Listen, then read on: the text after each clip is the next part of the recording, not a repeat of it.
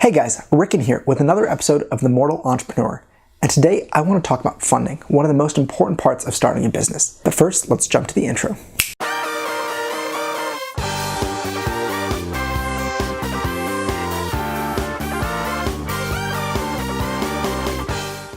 In today's world, we hear big stories of VCs funneling millions of dollars into a single idea. The reality is it doesn't take a lot of money to test your idea. It really doesn't take that much money to go out and build your own website, get some pre-orders. So in the case of Moonlit, the first thing that we did is we went out and launched a website. We used Shopify and I bought a domain. So all in, we probably spent 40 bucks. Now this is a bit of a secret. We literally stole photos from our competitors and photoshopped them to look like the product that we wanted to design. At this point in time, we had sunk a grand total of $50. We built up the website and then we sent it out to all of our friends. And all of a sudden, we started getting some pre-orders. And this is when we had to make the big decision about actually buying inventory. The money for this came from three different sources. First off, I had money saved up from the internships. I've been working pretty much since the summer of freshman year, and there hasn't really been a gap since. On top of that, I had money from pre-orders, so we had a good number of people pre-order our furniture before we even had it designed ourselves. And lastly, there was times where I borrowed a few $100 here and there to cover small costs. Before I go any further, I want to talk about privilege. And I have to admit that I come from a state of privilege. I have family who's helping me go through school, and on top of that, I have scholarships that help me pay for the cost of my tuition.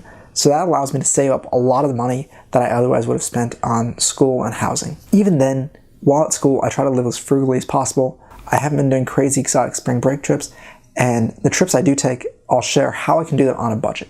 I'm all about adventuring on a budget, so you don't have to sacrifice giving up travel or eating well or whatever your priorities are to go out and launch a business. The number one thing I learned from this process is avoid risk whenever possible. We always hear these stories of entrepreneurs who risked it all to go out and make their dreams happen. But the reality is that you don't need to do that. And that was a big mistake that I made. There was a point in time where I was debating whether or not we should design our own brand of mattresses or we should wait till next year. I convinced myself that designing our own mattress was the right thing to do, even though it meant I was going to spend a lot more money. That was a huge mistake. Even though our customers loved our mattresses, it meant I was putting out a lot of cash before having an idea of the market. In hindsight, what I would have done is gone out there, private labeled another mattress, and sold those for the first year. Figured out what was selling, what was not. In our case, we found out that twin mattresses don't sell very well. Guess what we have the most of? Twin mattresses. Right now, a third of our inventory is sitting untouched because it's twin mattresses. If I had done this experiment by just private labeling a competitor's product, we may not have made as much money, but we would have had a lot less risk on our hands. So it's just something to remember. As you're starting your business, just remember, there's a lot of points where it's easy to go out and spend a lot more money. But when those constraints come into play, it's often a sign that you need to rethink what you're doing. That's not to say you shouldn't take risks, but be wise about them. And that's one of the things I learned really quickly. So there you have it. That's a quick lesson about what I learned about funding. Even if you don't have VC funding or a ton of money sitting in the bank, it doesn't take a lot to get started.